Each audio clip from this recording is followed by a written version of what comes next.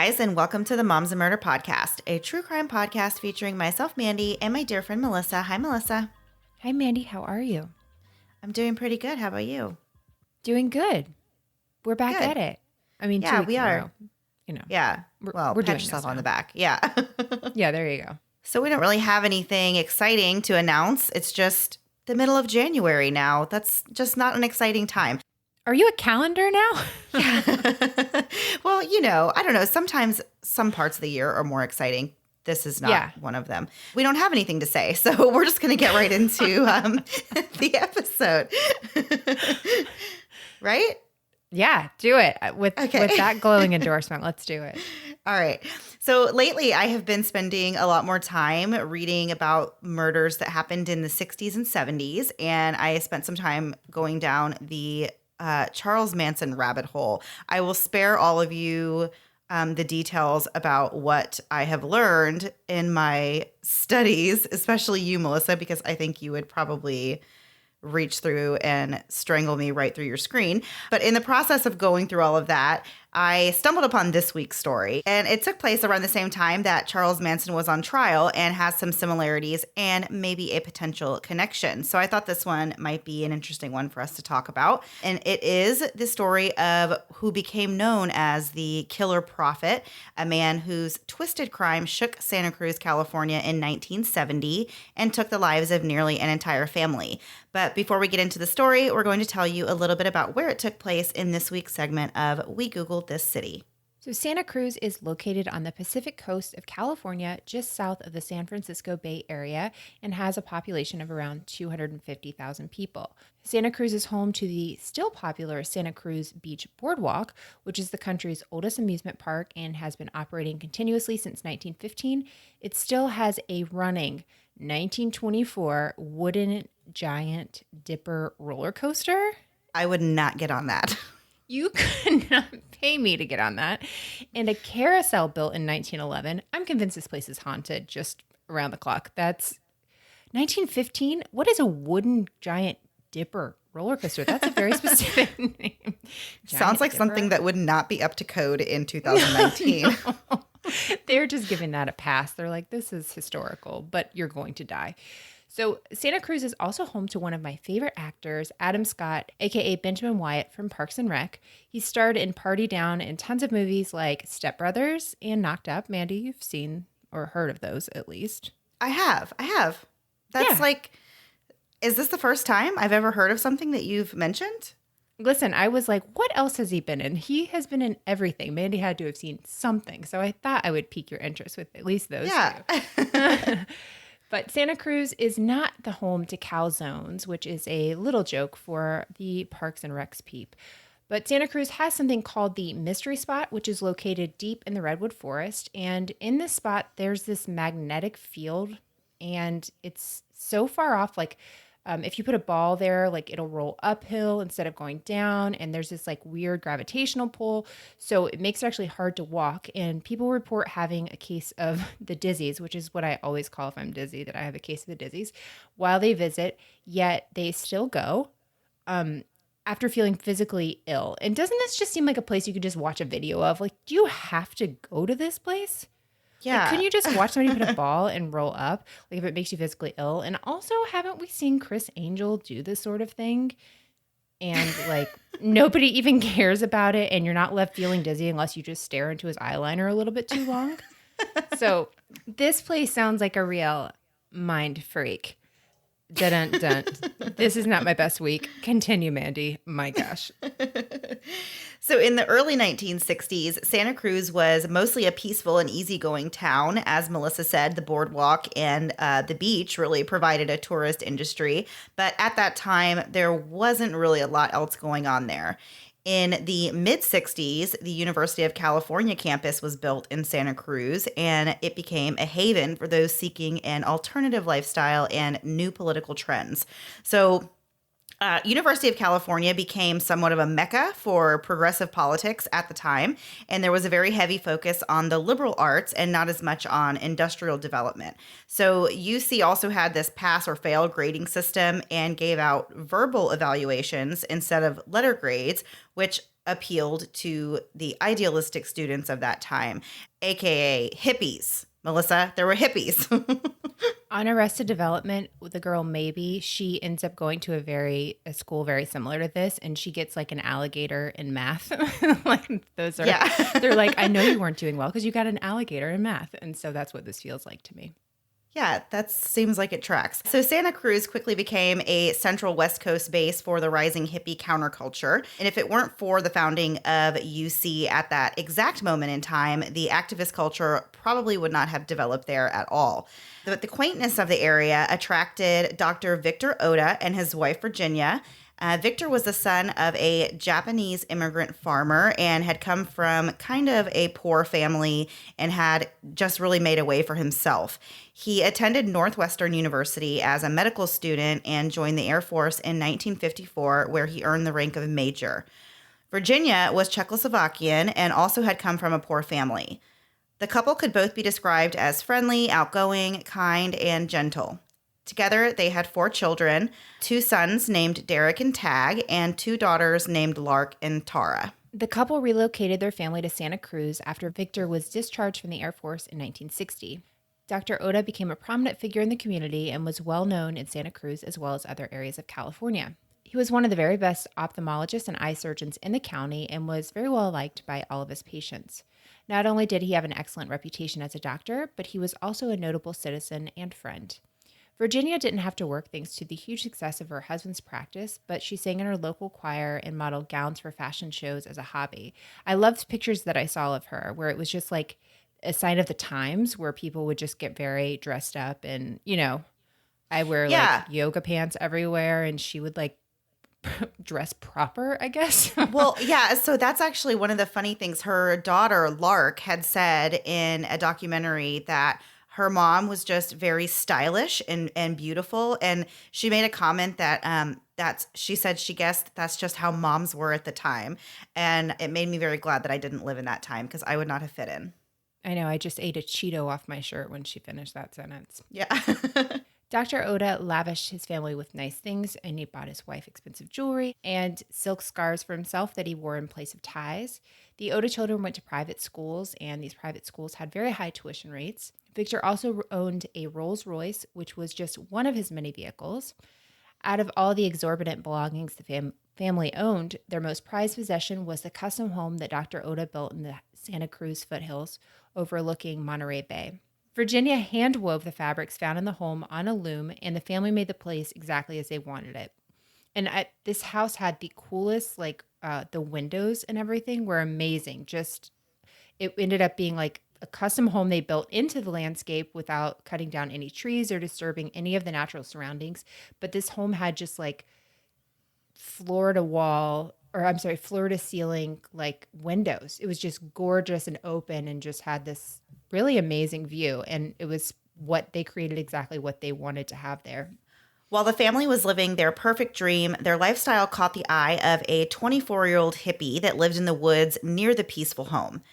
John Lindley Frazier was a 24-year-old flower child who had a rough upbringing. He was born in Ohio in 1946 to parents who had a rocky relationship and separated when he was 2 years old. His mother couldn't care for him following the separation, and John was placed into foster care.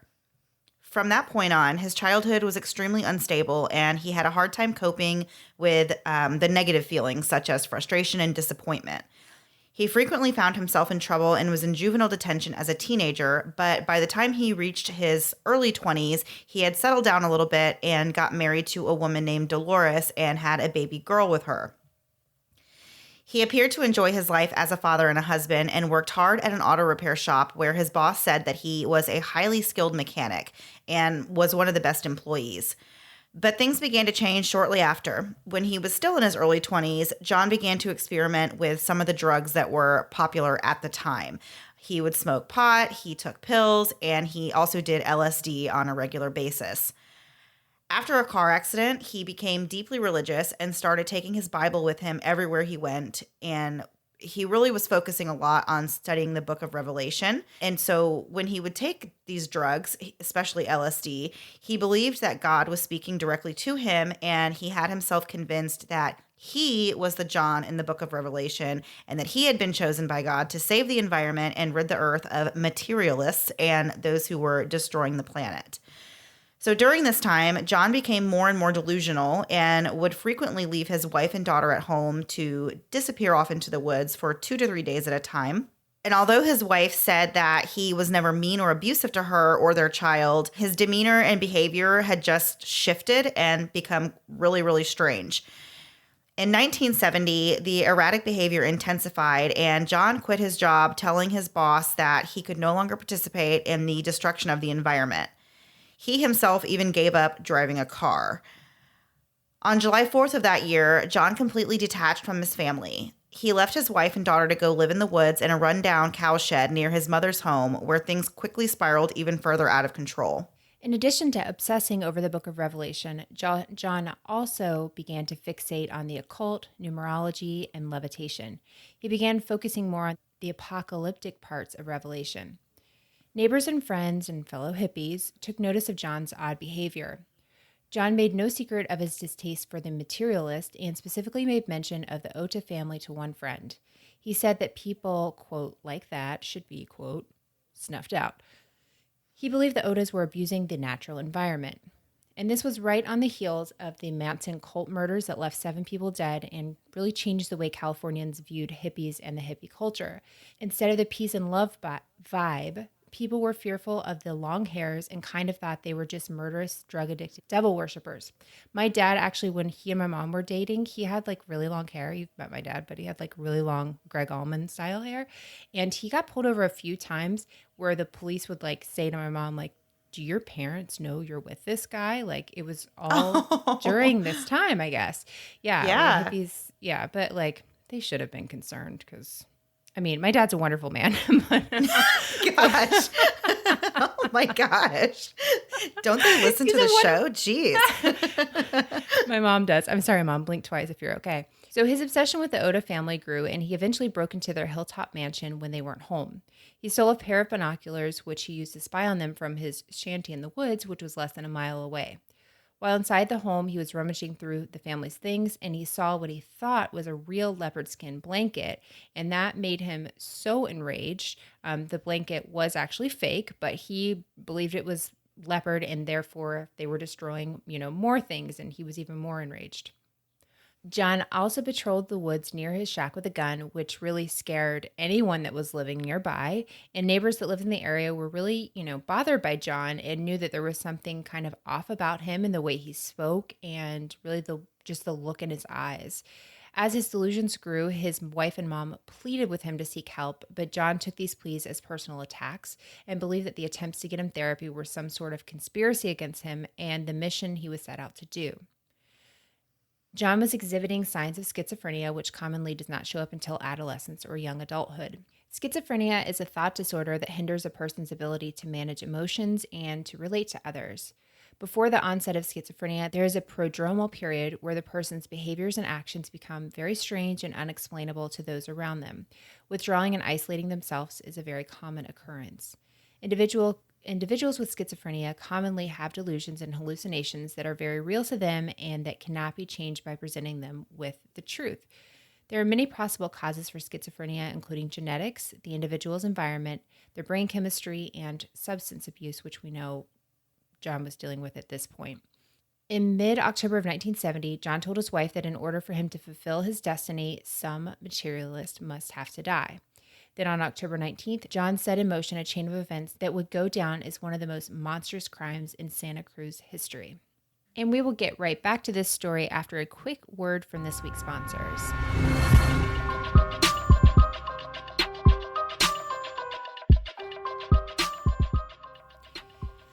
Mandy and I want to take a quick minute to talk to you about Myro. Myro is a deodorant company that's making deodorant better. Like 10 times better. It's not the regular old drugstore stuff you get because Myro is a deodorant you can feel great about wearing and buying. They make their natural deodorant with a custom blend of essential oils that release over time to keep you fresh and barley powder to keep you dry. Here's how Myro works.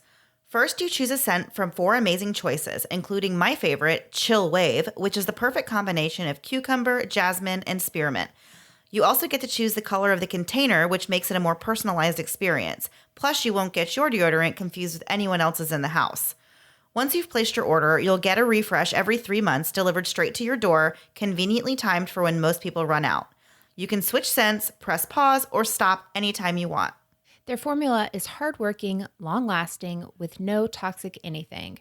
There's 0% aluminum and 0% parabens. Their ingredients are clinically tested for both safety and efficacy. This is super important to me as my daughter is now at the age of needing deodorant, so I want her to start off with a deodorant I can feel good about her putting on her skin, and she can also have a fun container and customized scent just for her. Myro delivers obsession-worthy, naturally effective deodorant that looks as good as it smells. Get 50% off your first order and get started today for just $5. Visit mymyro.com/momsandmurder and use promo code momsandmurder. Again, for 50% off your first order and to get started today for $5, visit mymyro.com/momsandmurder and use code momsandmurder. You guys know that I get my eggs from my chickens, but I still have to leave my house to get the rest of my groceries. Do you know what I could be doing with all the time it takes me to load the kids in the car, navigate traffic, get into the store, avoid anyone I have known in my entire life, and beg my kids not to touch everything? Well, for starters, I could breathe, or read a book, or learn a new language. Basically, I could really live. And that's why we love Instacart. Instacart is a super easy grocery delivery service. So easy, in fact, you could do it all while making your kids their 10th snack before noon. Instacart delivers in as little as 1 hour or at a time that works with your schedule. Instacart has exclusive coupons, and you can save money with the coupons on pantry staples. Here's how it works. You can download the Instacart app or go to instacart.com and shop the groceries you need from your favorite local retailers. The Instacart shopper shops for you, leaving you time to make the 20th snack for your kids. The shopper will gather your groceries with care by selecting excellent produce, and they will contact you if necessary. And they'll keep the hot items hot and your cold items cold and deliver them right to your door. We're 2 weeks into 2019 and I'm already exhausted. Try Instacart to get free delivery on your first order. To get this limited time offer, go to instacart.com or download the mobile app and enter our promo code MOMS. Get your free Instacart delivery today at instacart.com or download the mobile app, and don't forget to enter our code MOMS. That's instacart.com or through the mobile app with our code MOMS. Getting married can be one of the most exciting moments of your life. So why does the planning feel like such a hassle?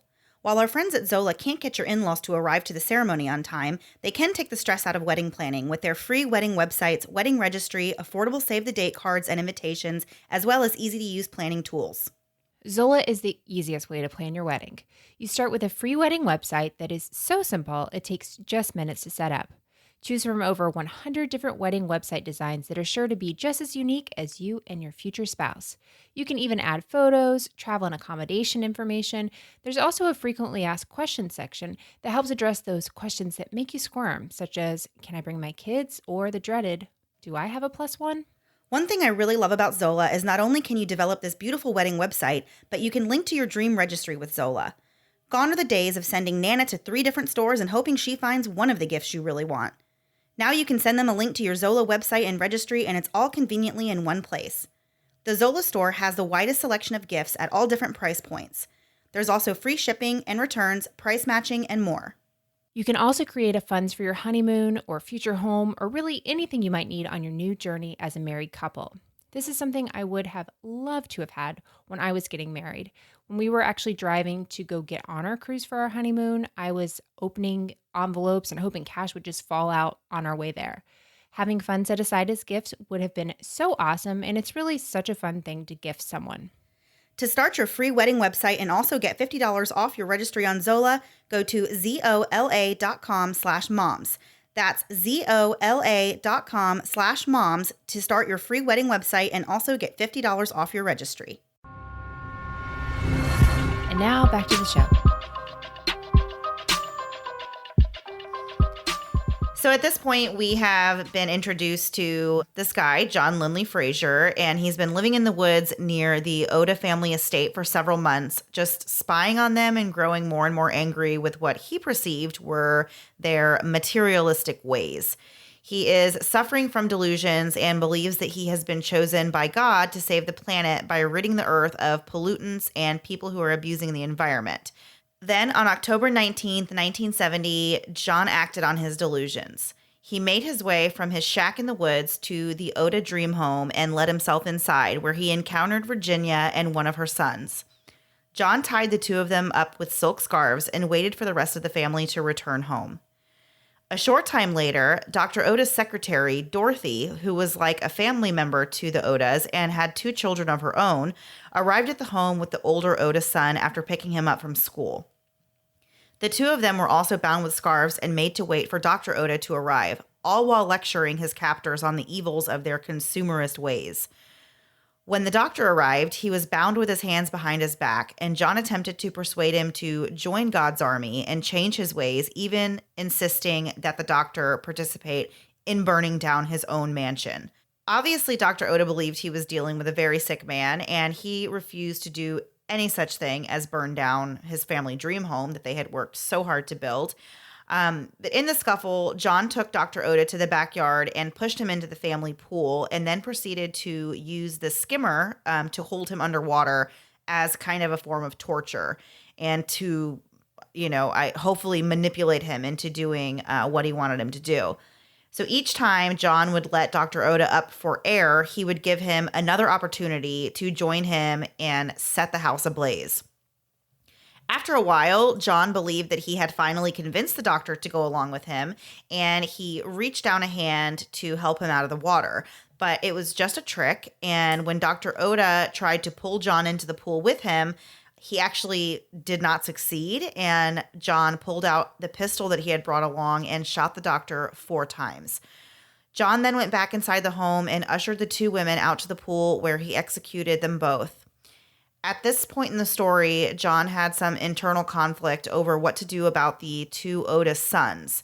He said that he argued with God about why the children had to die and that they were innocent, but he believed that God insisted that the boys must also be killed, and so they tragically suffered the same fate as the 3 victims before them. All 5 of the victims were dumped in the pool before John went back into the house and ignited a fire. The 2 Oda daughters were away at boarding school, completely unaware of the horror that had just befallen their entire family. Once the fire was set, John went outside and moved the doctor's Rolls Royce and a Lincoln Continental and parked them on the road in such a way that it would block emergency personnel from accessing the property. He then took off in the Oda family station wagon. So now he can drive a car when it's convenient for him. He just hops in a car and drives away. Like, really? I feel like this is not a part of your whole thing. Like, shouldn't you stick to it the entire way? So nearby residents saw the smoke billowing from the hilltop and called in the fire department. Since the roadway had been blocked and firefighters couldn't actually drive up to the burning home, they walked up and were told by the fire chief to bring a hose line up onto the roof to extinguish the fires. So they initially believed that the home was empty and that no one had been injured. But while they were extinguishing the fire chief had an idea that they could actually tap into the pool for water, and that's when they made the chilling discovery of the 5 bodies floating in the pool.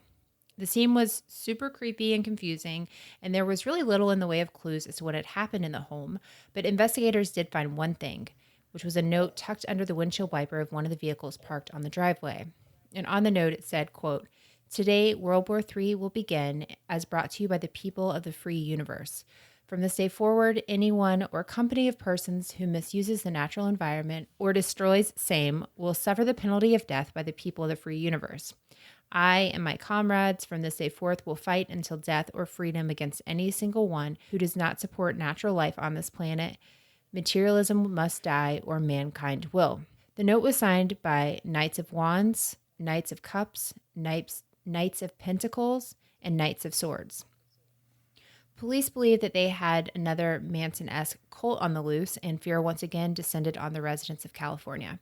I'd like to take a moment and just say, we live in Florida, Mandy. We have a lot of Florida man things. We never thought a bunch of cults were chasing after us. California had a couple of these kind of situations, and we never want to talk about this. It's all about Florida and our, and our Florida men. Investigators really didn't have any leads, and there were no witnesses that had actually seen anything strange at the Oda home that day.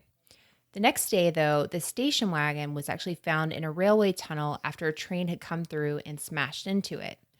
When police arrived at the tunnel, the vehicle was still warm, which led them to believe that the suspect had to be close by and without a vehicle, so they're very close, and they're in that vicinity. Many law enforcement agencies worked together to create a perimeter to search. They even had helicopters in the sky searching the dense redwood forest from above.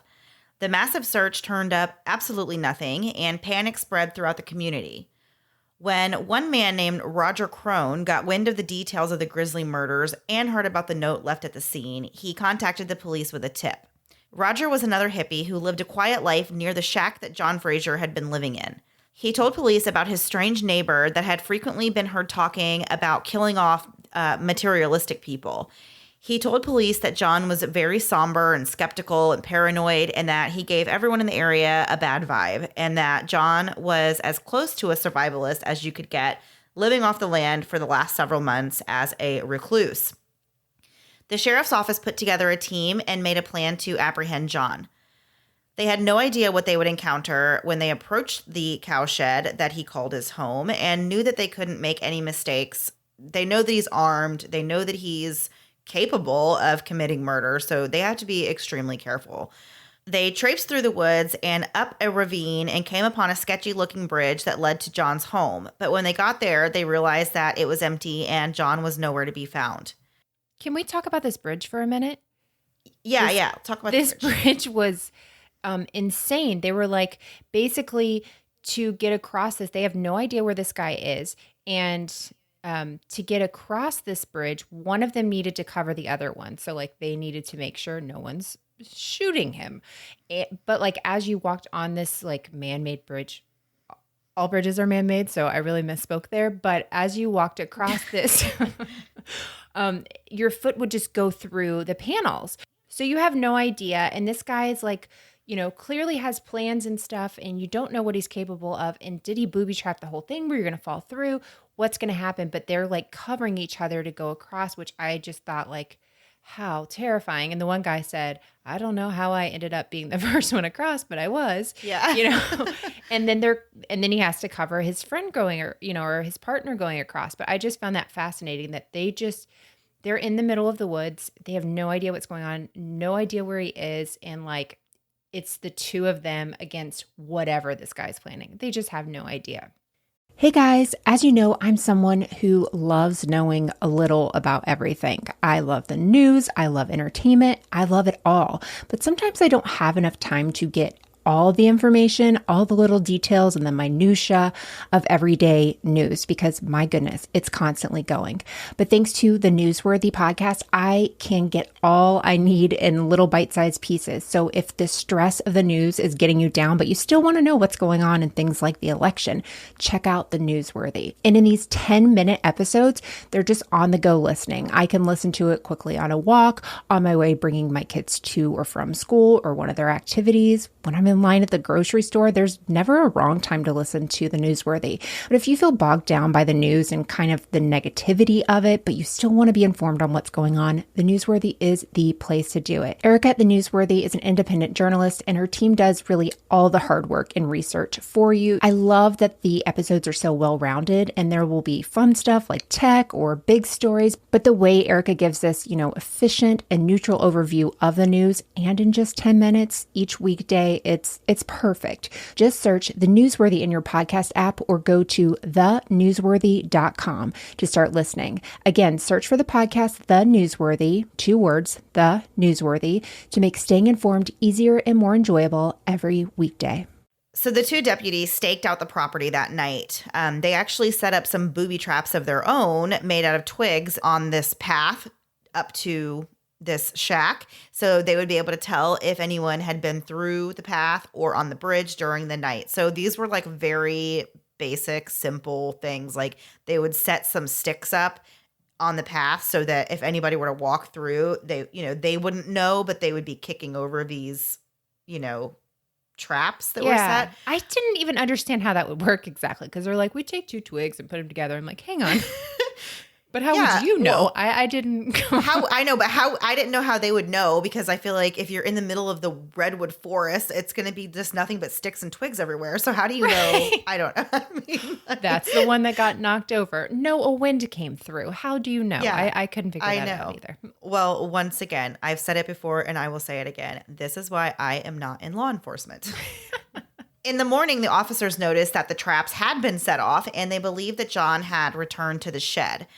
So, of course, their adrenaline is going. They are thinking like, "Oh my gosh!" Well, and then I was wondering because I'm sure they barely slept, but I didn't understand how they missed him coming over the rickety bridge and going into the shed. That's totally true because it was not like there's no just like sneaking in through the, back driveway or anything. You have to cross a bridge, possibly pay a troll. I don't even know. There was just so much going on with this bridge. Like for them to miss it, I was like, guys, what were you doing? Like, Yeah. no, I mean, obviously there was other ways, and this guy was super smart and knew the land and everything, but it was pretty amazing that he managed to make it there while they are there on the property right next to it. Right. So the officers carefully and quietly approached the door to the shed and flung it open. They immediately noticed that there were some sleeping bags and blankets in the middle of the floor that had not been there the day before. So one of the officers held a shotgun while the other one yanked the blankets back to find John Fraser sleeping under it. When John realized that these are police officers and they have him at gunpoint, he looked up at them and smiled and said, "Why don't you give me what I deserve?" And one of the officers in the documentary show that we watched had said, like, sometimes that thought does cross their minds, but of course that's not their job. They're not the ones to deliver judgment and punishment and all of that. Like, They just have to bring them in. John was apprehended without incident just 4 days after the murders. Police found the stolen binoculars, a watch that belonged to one of the Otis sons, and a .45 caliber pistol, but the gun that was used in the murders was never found. A year later, in October of 1971, John's trial began. Even though there was overwhelming evidence that he had actually committed the crime, there was a concern that he could be judged as insane and would spend his life in a psychiatric hospital instead of in prison. On the first day of the trial, when John was brought into the courtroom, he had actually shaved off half his head and his eyebrows and left the hair on the other side. John was completely stoic in the courtroom and hardly showed any emotion at all. He stated that he would prefer to be sentenced to death than to be sent to a, quote, fascist head factory, and that he did not want to be found insane. So there was a psychiatrist, I think it was a psychiatrist in this thing that we watched, that talked about he wanted to act insane. I'm using her words. He wanted to act insane so he would not be found insane. I didn't understand that. And because that was the whole thing with shaving half of his head and face. They were like, oh, this makes him look, this supports the insanity defense. And then they eventually had him just shave all of it, like his defense attorneys did. So the jury deemed him sane and he was sentenced to death. But in 1972, California abolished capital punishment and John's sentence was commuted to life at the Mule Creek State Prison facility. Sadly, the tragedies did not end for the Oda family after the slayings. In 1977, just a few years after this tragedy, Tara Oda, who had been suffering from extreme depression since the loss of her family, actually ended her life by carbon monoxide poisoning in her car inside of her mother-in-law's garage. She was just 25 at the time of her death. 2 years later, Dr. Oda's mother sadly took her own life as well. The only surviving member of the Oda family is Lark, who now lives a quiet life with her family. John Fraser was what the prison officials considered a model inmate during his time incarceration. It actually took them by surprise when he was found hanging in his jail cell on August 13th, 2009. Fraser was the first mass murder in what would be a long run for the state of California, followed by the other infamous murders committed by Herbert Mullen and Ed Kemper in the early 70s. So we are going to switch gears here because obviously this was a very heavy case, and we are going to do a couple last things before we go. These are coming from our dear friend and mayonnaise enthusiast, Miss Paula D from our Facebook. And I love calling her Paula D. I do too. I call her that. That's what I say when I think of her. I call her Paula D. Yeah, there you go. Yeah, just exactly like that. I don't know what's wrong with me. So her first question was, Mandy, what habit do you have that annoys your husband? So many. Right? It's a very loaded question, Paula.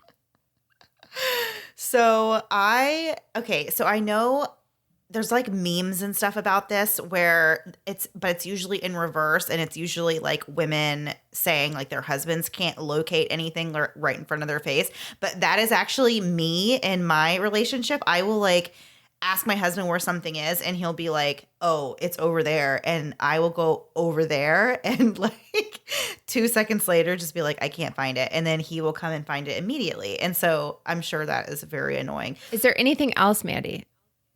I think there is, but let's hear yours. Okay. So I actually messaged my husband before we started to ask, and apparently he just was ready, and he's been waiting his whole life to tell me all of these. So one is that I leave my Diet Coke stuff like all over the house. I just like need a drink in every room. Why do I have headaches? No idea. Probably not from all the caffeine I drink. And then he said, let me know if you need more. Okay, he claims this is one, but this is a lie. It's a bold-faced lie. He says I load the dishwasher with bowls and cups upright. That's not even true. Nobody in this house loads any dishes. Like he says I like flip them over. So like the thing you're not supposed to do, you know how you like not fold. I don't even know what I'm doing. Flip the bowl over.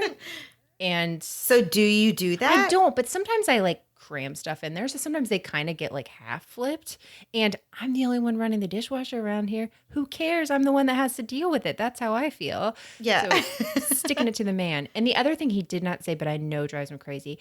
I have the worst habit of like opening things, but not closing them all the way. So like I'll half open a cabinet, and I didn't care, but now my daughter does it and it drives me bonkers. But whenever I do it, it's like a cute little thing that I'm so fun and look at me being adorable. He hates it. And now that my daughter hates it, I'm like, oh yeah, this is giving me like a rage stroke. I cannot deal with it. So I'm delightful to live with, but apparently there's a few things. Yeah. I mean, I'm sure there's more things about me that are annoying. Do I get to list any, or is this just him? I'm just kidding.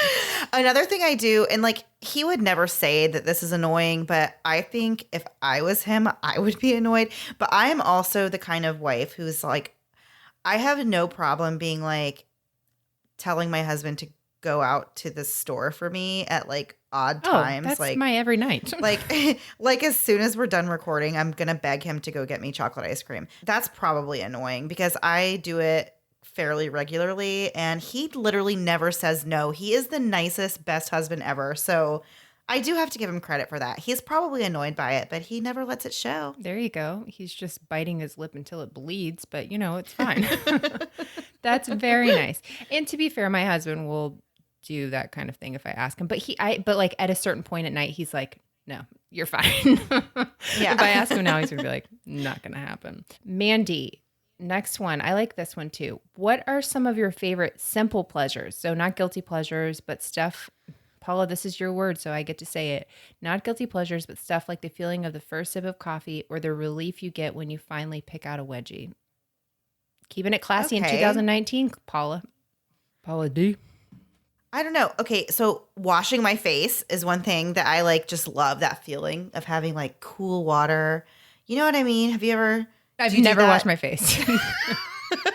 This is an amazing sensation. I'm going to definitely try it after this. No, like I like, because I don't wash my face with hot water. I like cool water. No. Yes. It is the best feeling. Brushing my teeth. I love having freshly brushed teeth. I don't know. It's hard to think of them on the spot. I have a lot of things I really enjoy, like no ice water. Oh. You know, Melissa, Yeah. I have to have cold water. That is the most annoying thing in the world to me.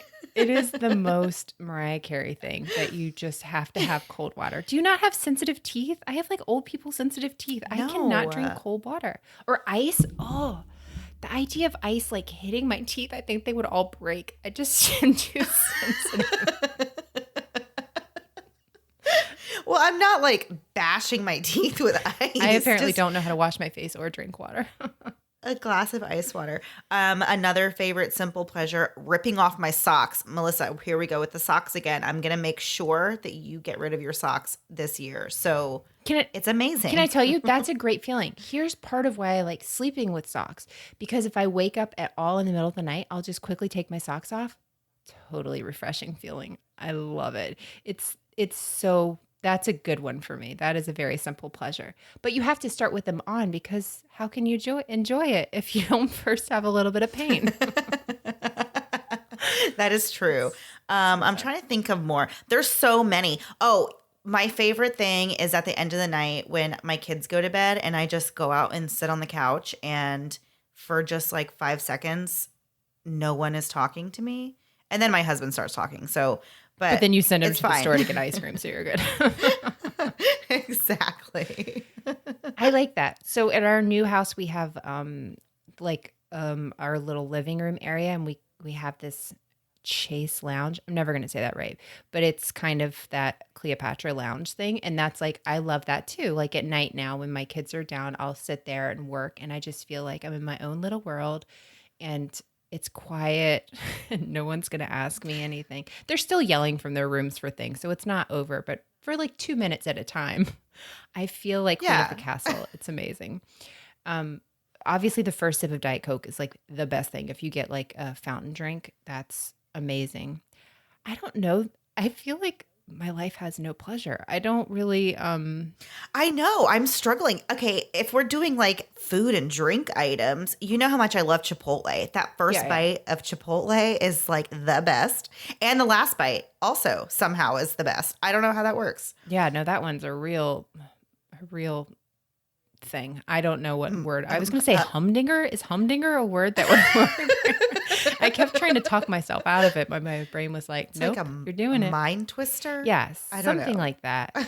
No, I don't know. I think that might be, I I feel like I need to get out more based on this. Oh, or like when Me too. When I hear the music from The Office, I'm immediately excited. Or whenever I hear a song I haven't heard in a long time and like you recognize it on the radio, like you haven't heard it in forever and it's like a song from high school or something, that's always like super exciting. I don't know if that counts, but I love that. Like, and you recognize it and you're like, oh yeah. This, I love this song for whatever reason. Totally. Yes, for sure. Those are mine. Pretty boring. There you go. Yeah. I mean, I think we're both pretty boring. Yeah. Oh yeah. Honestly, we'll just be boring together. It was a good question. I just feel like we are not good people to answer it. I know. Yeah, maybe that was it. Know your audience, Paula. Just kidding.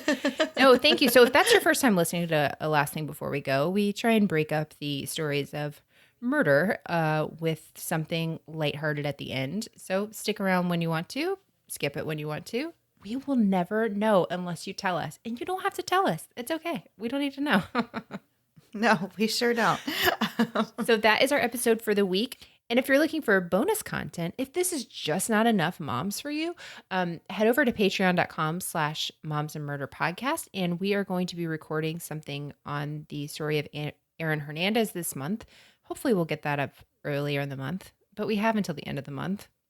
Don't think we won't wait till the very last minute. So we will keep you guys updated on that. There's other perks as well. Thank you guys for supporting us on there. Mandy, anything else? Anything we could have possibly missed? I don't think so. I think we covered it all. And nothing at all. Thank you guys, and we'll see you next week. Thanks so much for listening to the Moms and Murder podcast. Make sure to check back with us next week for a new episode. You can also find us at momsandmurder.com, where you can connect with us via social media. Please make sure you subscribe and give us 5 stars, because giving us 4 stars would be a crime. Thanks so much.